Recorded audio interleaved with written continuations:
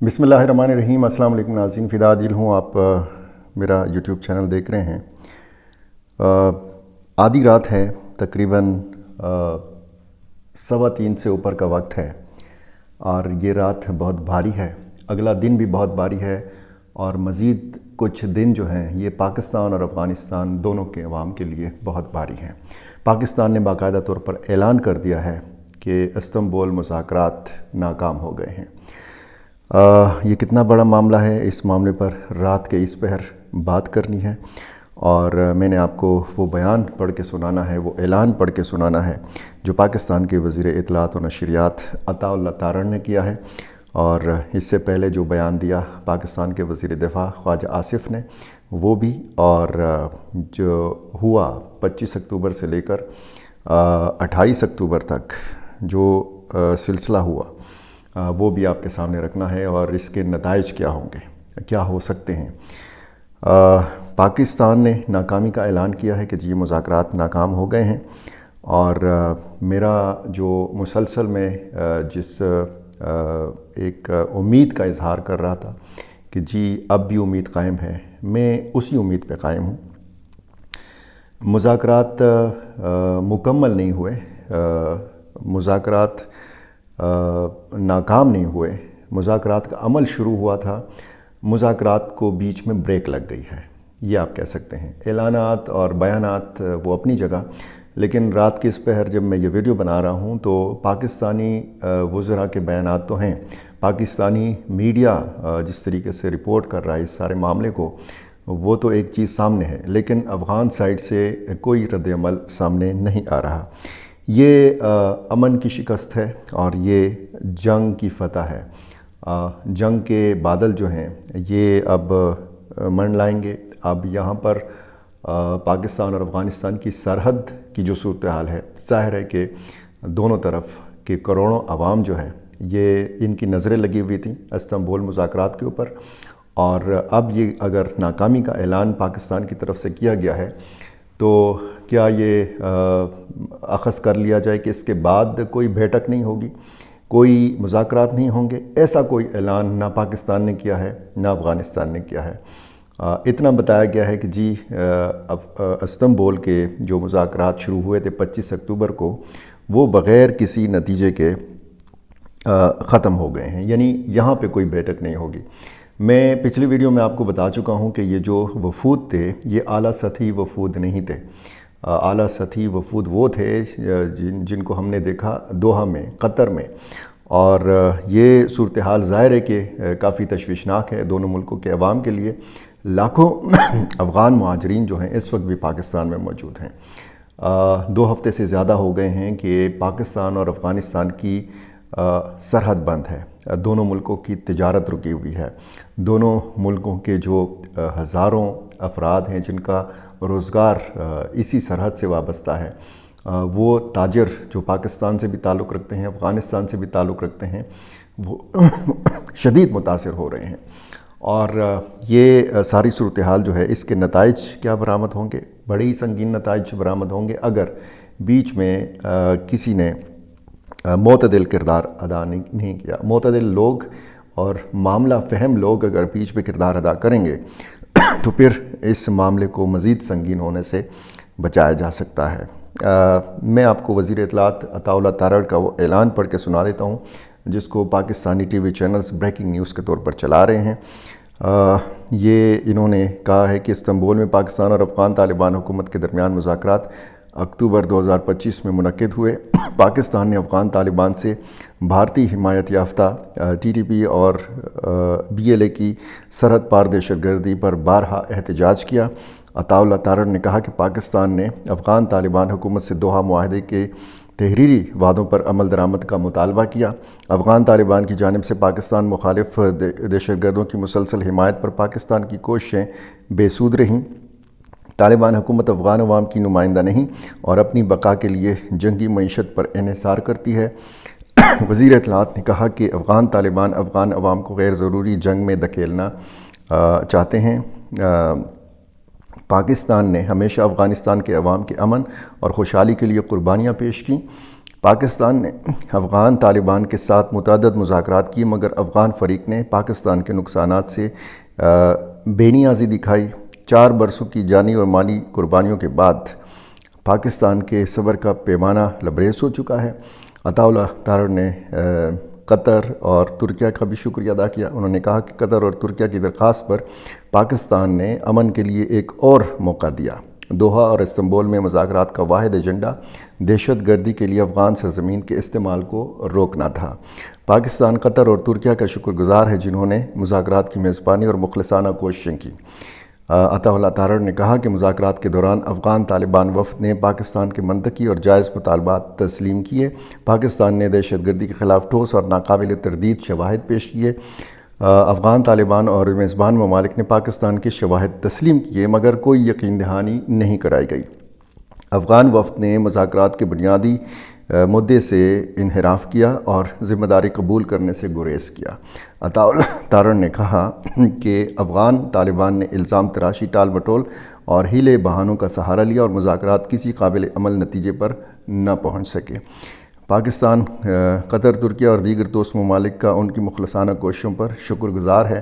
پاکستان کے عوام کی سلامتی قومی ترجیح ہے اور حکومت دہشت گردی کے خلاف ہر ممکن اقدام کرتا رہے گا۔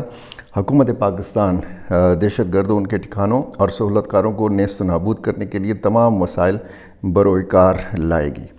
یہ جو آخر میں نے آپ کو پڑھ کے سنایا ہے، یہ بھی ایک قسم کا اعلان ہے کہ جو ملیٹنٹس کے ٹھکانے ہیں یا جو ان کے سہولت کار ہیں ان کو نیست و نابود کیا جائے گا۔ یعنی پاکستان وہی آپشن استعمال کرے گا جو اس سے پہلے وہ استعمال کرتا رہا ہے۔ اچھا، اس سے پہلے افغان وزارت داخلہ کے ترجمان عبدالمتین قانے کا ایک ویڈیو وائرل ہوا ہے سوشل میڈیا پر۔ انہوں نے پاکستان کو وارننگ دیتے ہوئے کہا ہے کہ تم نے چندے خیرات سے کچھ اسلحہ حاصل کر رکھا ہے، لیکن یاد رکھو کہ افغان کبھی سر نہیں جھکاتے، ایسا جواب دیں گے کہ تمہارے لیے نہیں بلکہ دوسروں کے لیے بھی سبق ہوگا۔ ایک بیان ایسا بھی آیا کہ جی ہم اسلام آباد پر حملہ کر دیں گے۔ کچھ بیانات ایسے بھی ہیں کہ جی اٹک تک ہم اپنا جھنڈا لہرا دیں گے، اپنی جو زمین ہے وہ ہم واپس لے لیں گے۔ ڈیورنڈ لائن کا معاملہ جو ہے بار بار اٹھایا جا رہا ہے۔ اچھا، اس تمام معاملے میں اس سے پہلے کہ یہ اعلان ہوتا عطا اللہ تارڑ کی جانب سے، وزیر دفاع خواجہ آصف نے کچھ انٹرویوز دیے ٹی وی چینلز کو۔ انہوں نے کہا کہ ترکیہ میں جاری افغان وفد کے ساتھ مذاکرات میں 5 سے 6 بار معاہدے پر اتفاق ہو گیا تھا، تاہم جب بھی افغان مذاکرات کاروں نے کابل سے فون پر رابطہ کیا تو واپس آ کر اپنی لاچاری کا اظہار کیا۔ خواجہ آصف نے کہا کہ افغان وفد کے ساتھ ہم اظہار ہمدردی کرتے ہیں، تاہم انہوں نے ہمارے ساتھ بڑے ہارڈ قسم کے مذاکرات کیے۔ کابل میں بیٹھے لوگ ان کی تاریں کھینچ رہے تھے اور ان کا پتلی تماشا دہلی سے کنٹرول ہو رہا تھا۔ اس تمام تر معاملے کے پیچھے بھارت ہے۔ بھارت پاکستان کو ایک اور جنگ میں دھکیلنا چاہتا ہے۔ خواجہ آصف نے کہا کہ کابل حکومت کے پاس مذاکرات کا اختیار نہیں۔ جب بھی معاہدے کے قریب بات پہنچتی، کابل سے رابطے کے بعد معاملات تعطل کا شکار ہو جاتے۔ کابل حکومت پر بھارت حاوی ہے۔ بھارت نے پاکستان کے خلاف جنگ میں ملنے والی ہزیمت کا بدلہ لینے کے لیے کابل کے ذریعے پراکسی جنگ شروع کر دی ہے۔ خواجہ آصف نے مزید کہا کہ قطر اور ترکیہ نے پاکستان اور افغانستان مذاکرات میں اہم کردار ادا کیا۔ ہم چاہتے تھے کہ مذاکرات کسی حتمی نتیجے تک پہنچیں۔ قطر اور ترکیہ بھی پاکستان کے موقف کی حمایت کرتے ہیں۔ وزیر دفاع نے کہا کہ کابل حکومت کی کسی گارنٹی پر اعتبار نہیں کر سکتے۔ وہ لوگ ان لوگوں کی میزبانی کر رہے ہیں جنہوں نے ہمارے 4000 افراد کو شہید کیا ہوا ہے۔ یہ صورتحال جو ہے یہ کافی اب ظاہر ہے کہ تشویشناک ہے، لیکن میں آپ کو ایک اور ٹویٹ جو ہے وہ پڑھ کے سنانا چاہتا ہوں۔ یہ خواجہ سعد رفیق ہیں، پاکستان مسلم لیگ نون کے رہنما ہیں، سابق وفاقی وزیر ہیں، اور انہوں نے لکھا ہے کہ پاکستان اور افغانستان کو ایک دوسرے کی ضروریات، تقاضوں اور مجبوریوں کو پیش نظر رکھ کر معاملات آگے بڑھانا ہوں گے۔ ہماری سلامتی ایک دوسرے کے استحکام سے مشروط ہے۔ ہم ایک دوسرے کو خراب کر سکتے ہیں، مغلوب نہیں۔ بہت معنی خیز بات انہوں نے لکھی ہے۔ ہم ایک دوسرے کو خراب کر سکتے ہیں، مغلوب نہیں، چنانچہ اس راستے پر چلنے کی ضرورت نہیں۔ خواجہ سعد رفیق نے لکھا ہے کہ سب کو معلوم ہونا چاہیے کہ افغانستان کا طالبانزم کسی بھی قیمت پاکستان میں نافذ نہیں کیا جا سکتا۔ پاکستانی قوم اسے قبول نہیں کر سکتی، اسی طرح افغانوں کو لڑنے سے ڈرایا نہیں جا سکتا۔ اتحاد، امن، ترقی اور استحکام ہماری منزل ہونے چاہیے۔ ایک دوسرے کی علاقائی خود مختاری کا احترام، سرحدی نگہبانی اور تحفظ دونوں اقوام کی مشترکہ ذمہ داری ہے۔ چین اور ایران کا مفاہمتی عمل میں شامل ہونا مثبت پیش رفت کا باعث بن سکتا ہے۔ امن مذاکرات ہر حال میں کامیاب ہونے چاہیے۔ افغان حکومت ہندوستان سے تعلقات کار بسط شوق رکھے، لیکن یہ تعلقات پاکستان کی سلامتی کی قیمت پر نہیں ہونے چاہیے۔ یہ جناب جو صورتحال ہے، یہ میں آپ کو کچھ چیزیں میں نے آپ کو پڑھ کے سنائی ہیں، اور یہ جو میں نے شروع میں آپ کو کہا کہ یہ رات بہت بھاری ہے، یہ اگلا دن بھی بہت بھاری ہوگا۔ افغانستان سے کیا رد عمل آئے گا، سوشل میڈیا پر کیا طوفان جو ہے یہ مچایا جائے گا جب صبح ہوگی، جب اس وقت تو بہت سارے لوگ سو رہے ہیں، یہ جب پاکستان جاگے گا، جب افغانستان جاگے گا، اور وہ لوگ جاگیں گے جو افغانستان سے تعلق رکھتے ہیں لیکن بیرون ملک موجود ہیں، یورپ میں ہیں، کوئی جرمنی میں ہے، کوئی اٹلی میں ہے، کوئی کسی دوسرے یورپی ملک میں ہے۔ یہ اب افغانی غیرت بھی جاگے گی، یہ جو بیرون ملک رہتے ہیں، اور ان کو بار بار یہ مشورہ بھی دیا جاتا ہے کہ آپ اپنے ملک میں آئیں، اپنے ملک کی تعمیر نو میں حصہ ڈالیں، اور اگر آپ کو کوئی اعتراض ہے، کوئی اختلاف ہے آپ کا اپنی حکومت کے ساتھ، تو یہاں پر پرامن سیاسی جدوجہد کریں۔ اس طرف سے بھی آگ مزید بھڑکانے کی کوشش کی جائے گی، اس طرف سے بھی آگ پر پیٹرول چھڑکنے کی کوشش کی جائے گی۔ یہ محتاط رہنا ہوگا، بہت حساس معاملہ ہے۔ امن جو ہے اس وقت جو ہے ایک سائٹ پر افسردہ کڑا ہے، اور جو جنگ ہے وہ ناچ رہا ہے، وہ جشن منا رہا ہے۔ جنگ اگر ہوتی ہے تو پھر ظاہر ہے کہ اس کا نقصان ہوتا ہے، اور یہ جو صورتحال ہے اس وقت تو سیز فائر بیچ میں تھا۔ سوال یہ بھی ہے کہ اگر مذاکرات ناکام ہو گئے ہیں تو وہ سیز فائر کا کیا بنا؟ سیز فائر کیا خدا نخواستہ ٹوٹ گیا ہے؟ بہت ساری چیزیں جو وضاحت طلب ہیں، جب صبح ہوگی تو بہت ساری چیزیں واضح ہو جائیں گی۔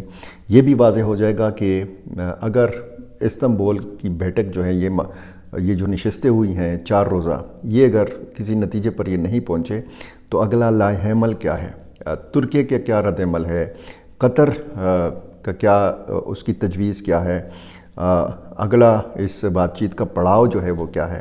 میں اب بھی کہہ رہا ہوں کہ یہ مذاکرات ناکام نہیں ہوئے، یہ مذاکرات مکمل نہیں ہوئے، یہ مکمل نہیں ہو سکے، یہ بغیر کسی نتیجے کے ختم ہو سکتے ہیں۔ یہ سلسلہ کلی طور پر، مکمل طور پر ختم نہیں ہو سکتا۔